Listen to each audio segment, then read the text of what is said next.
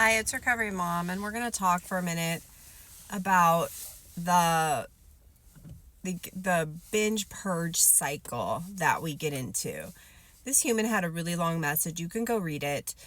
And they've been working with a recovery coach for like a year and a half. They've been in recovery a couple years. They feel like they're getting close to their healthy weight, whatever that means, right? And they're still having all these thoughts, anxiety, behaviors. They feel the same, but they've gained they've gained what they feel is a lot of weight. And now, at first they didn't have extreme hunger. Now they have this ravenous extreme hunger, and then they're purging, and they're in this cycle. And they didn't really specify whether they're purging through exercise or restriction or throwing up, right? And honestly, it doesn't really matter when you're in this cycle, because when you're in this cycle, you're pretty much in quasi recovery, right? And on Heather's podcast the other day, on the 1% Better podcast, we talked a little bit about what is quasi recovery. And this is a perfect example of quasi-recovery. And it usually does happen at this point, right before you could reach full recovery, right?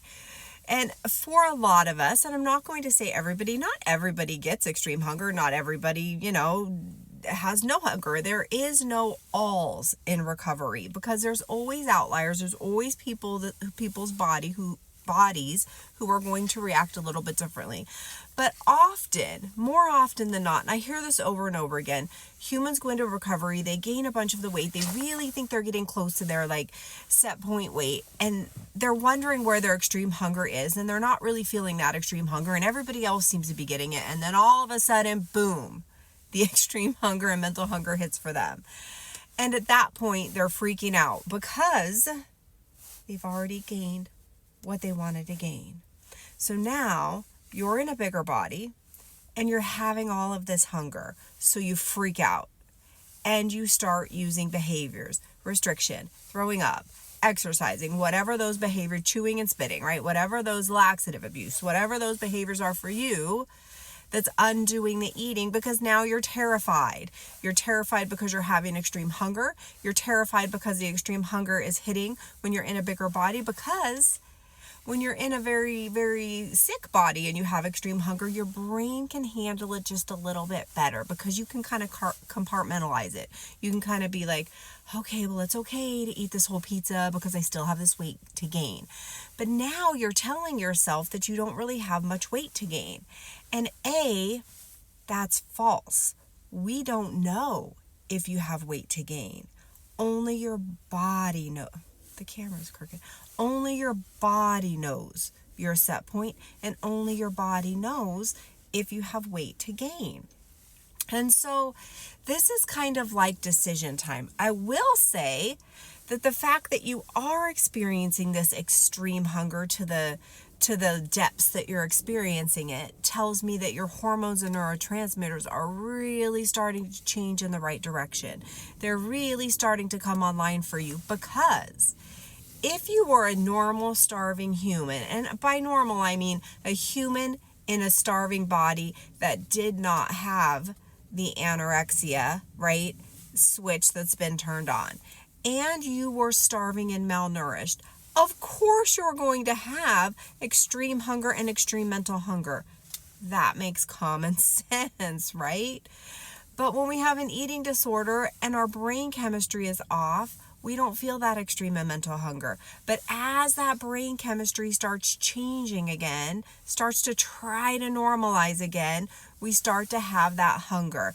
And that hunger, if it arrives for you, is such a good sign that you're progressing in your recovery. It's such a good sign that your brain chemistry is trying to work normally, because that is a normal reaction to starvation and malnourishment. Now, the trick is to realizing that. You have to realize that and push through at this time, because like what's happening to you, now you're getting stuck in this binge restrict cycle. And now you're getting stuck in eating to your extreme hunger and then getting rid of it in some, compensatory way. And that's what we can't let happen. So now you have to tackle that behavior. Whatever that behavior is, you have to stop. There's different ways to stop. You can go cold turkey, you can go slow, and that's up to you. If you're purging by exercise, can you stop the gym? Can you stop the walks, right? Slowly stop reducing those exercise things, or you stop cold turkey. If you're purging every day, can you purge every other day and keep that commitment for a while, and then we'll slow down that? Or can you stop purging cold turkey? No matter how you stop those behaviors, it's going to be painful. I hate when people think like, have a hot water bottle, watch some distracting television, whatever they say. I'm sorry, but none of that shit ever worked for me. Sure, it helps a little bit, but it sucks to stop those behaviors because those behaviors make us feel better, because our brain is telling us the right thing to do is to get rid of the food, right? That's what our eating disorder brain is telling us is correct and is right and is valid. So we have to counter that with that is not the correct, right, and valid thing to do, and remind yourself that you are in recovery. And that means doing recovery actions even when it feels like shit. So only you are there in those moments. I'm not there in those moments. So you have to manage those moments. So you have to decide, is that going to be slow or is that going to be cold turkey? And then make a goal and then keep the goal. Now, if you make a goal, if you purge every day and you decide you're only going to purge once a week, and then you purge in a couple days and you can't do it, the goal was too big. Let's change the goal. Can you go to every other day, right? Can you reduce it by one time this week? Make manageable goals, because what we want at this point in quasi recovery is we want goals that we can keep. Goals that we can be successful with, because it's through that success that we're going to feel more confidence to keep going in recovery. Because right now you're stuck, you're in this fucking loop, and we got to get out of the loop. Some people jump out cold turkey stopping those behaviors. Some people jump out slowly by slowing those behaviors. So that's up to you and what you think you can handle. I would take the biggest jump you think you can make without going back. And if you take that big jump and you go back, then it was too big. That's okay. We learned. And now we take a smaller leap forward. Okay. But you've acknowledged this. You've acknowledged you're in this cycle. Now that you've acknowledged it, you have to fix it. It's up to you, right? Because a lot of people acknowledge and then they leave it there. Oh man, I'm stuck in this cycle. I can't get out. Yes, you can. It's up to you. Well, you could live like that for the rest of your life, right? Or you can change it. You can change it. And people with eating disorders are fucking strong. We are strong humans. Eating disorders don't happen to weak humans. I'm telling you, we are strong. So I know you can make the changes. It's going to be hard. It's going to be painful, but I also know that you can do it. I know you can. So let me know or DM me. Is that what it's called on I don't know if it's called that on TikTok. Maybe it's just called messaging. Let me know what change you're going to make and keep, and then let's move forward to get out of this quasi recovery cycle that we're in. Okay? Whew. I hope that makes sense. And honestly, that's also not a lot of weight to gain in recovery, and you might have some more to gain, and your set point might not be what you think it's going to be, but that is a whole nother video. All right, I gotta go to work. Hi, let's talk body image for a minute. So this human is wondering if I have any tips for body image. I've gained a lot of weight in recovery and stopped challenging food because I'm so scared I'll just keep gaining weight. So let's talk about this. And I'm going to talk about this from the perspective of a human that's already progressed, right, a little bit farther in their recovery, because there's kind of some different ideas I might have if you're in the very beginning.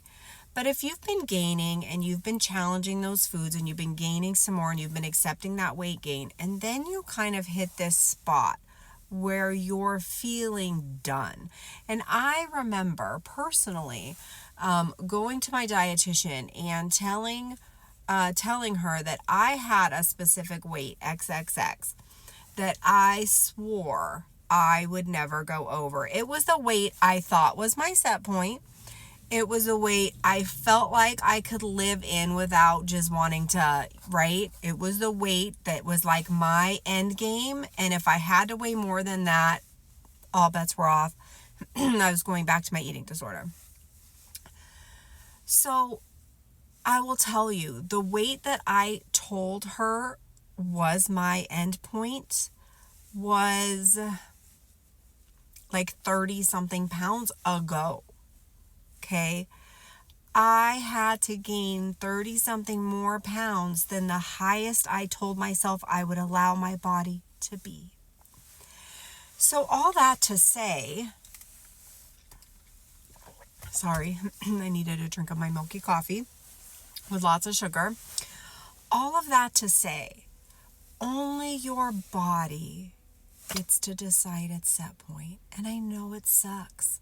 Some of us are not meant to be in those super tiny bodies. Most of us do not have set points there. The BMI makes us feel like the normal average set point is in that healthy BMI range. That's not the case. That's not the case. Most humans' normal set points are in what the BMI would categorize as the overweight category.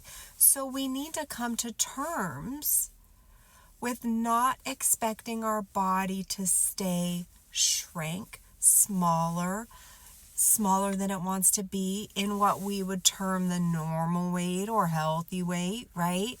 Because those things only exist outside of your body, and only in your body can your body find its real set point. And can you live free from your eating disorder? So at some point, you're going to have to make a decision. You're going to have to decide, because you can stop, go back, lose the weight, live in quasi recovery forever because you don't want to gain anymore. You can absolutely do that. I'm not going to stop you. Nobody can stop you, right? So you really have to do some introspection, some work. Think about, where do you want to end up? For me, I used to think about my future, having grandkids, whatever. Like, I don't think I'm going to have grandkids. Neither of my kids want babies, but you never know. And I used to think, do I want to be the skinny human with an eating disorder that can't go out and enjoy meals with people, that has to say no to activities because there's going to be food around, that's always micromanaging their weight, that lives in fear? Do I want that life? Or do I want a life in a bigger body? Yes, it might be 30 something pounds more than I ever said I would be, but it means living free without an eating disorder. And you know what? You've lived with an eating disorder and you know what that's like. So how about trying life without? How about trying life in the body that your body wants to be? In the set point that is perfect for you. And that might mean a body bigger than you ever thought was tolerable. But once you're there, and once you maintain there, it does not happen overnight. All these people that say you're going to get there and it's just going to be roses, it's not. It takes a long time. It takes work. It takes acceptance. It takes deciding what's important to you, right? What's important to you and who you, the human that you want to be. And then you have to make a decision, because you know already that you can't live free from your eating disorder in the body you're in now. You can't live free from your eating disorder in a smaller body. So to live free from your eating disorder, you have some weight gain to do. Will it be overshoot? Maybe. Maybe it's overshoot, maybe not. We don't get to know that ahead of time. So we just have to accept. So you really have to make a decision on where you want to be and who you want to be. And I know, and you know, living with that eating disorder is a shit place to be. Sometimes, especially as we gain weight, we start looking back at our eating disorder through rose-colored glasses. and we start thinking it was a wonderful place to be, and I want you to stop and remember how miserable that place was, because that place was miserable, and we both know your eating disorder will not be happy at this weight. If your set point is higher and you're staying here, you have an eating disorder. Some humans without eating disorders may be able to stay a little bit below their set point, but not us. Because if you have an eating disorder, your eating disorder is going to say, no, now you need to be here. Now you need to be here. Now you need to be here until you're dead, right? Until you're dead. That's when your eating disorder will be happy. So really think about your future and who you are as a human and who you want to be as a human.